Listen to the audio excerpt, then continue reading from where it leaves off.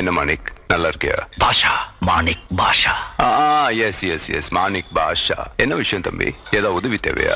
சொல்லு, என்ன வேணா செய்யறேன். இத பார், எனக்கு உனக்கு தான் சண்டை. இந்த பாஷாவுக்கும் ஆண்டோனிக்கு தான் சண்டை.